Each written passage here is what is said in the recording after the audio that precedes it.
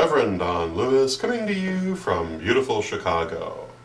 And I'd like to start by wishing everyone a happy calendrical new year, and I'm looking forward to year 13 being a little better than year 12, and I think most people are as well. Our first question of the new year comes to us from Christopher Lawrence. And Christopher Lawrence tells us that he is aware of many spells that require people to bury an item or release it into a river or to burn it, and that this bothers him because when he does this he feels as if he's littering or polluting, and he would like my feedback on this. And it's certainly true that there are many spells which do ask for certain items to be released back to the elements through burning, through deposit in water or in earth. And it is also true that there is a great deal of pollution in the world today that is wreaking havoc on the world's climate and ecology. Having said that, most of the things that are used in spellcraft and would be released in this way are easily biodegradable objects such as paper or fabric or yarn.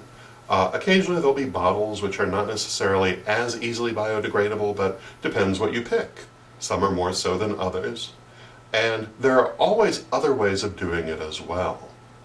And having said that, the number of people who do this and the amount of items that are released back to the elements in this way, I think is infinitesimally small compared to the other sources of pollution in the world today. That doesn't necessarily mean we should not consider this behavior, but I would say that as a matter of practicality and proportion, if one's concern is protecting the environment and reducing pollution, this is not the place to start.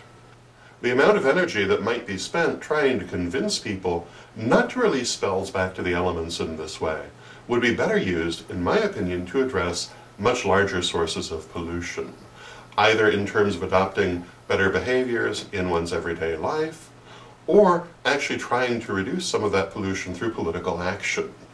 And I think that the time and energy that this would require would be better put in that direction.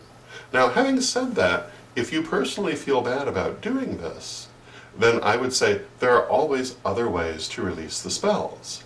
And you don't necessarily have to bury them, you don't necessarily have to put them in water, you don't necessarily have to burn them, but there is always something that you have to do with it when you've created it.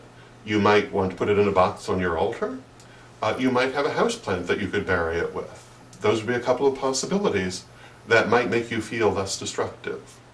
However, again, I would say that when we consider the sources of pollution that are damaging the planet, this really isn't one of the major ones.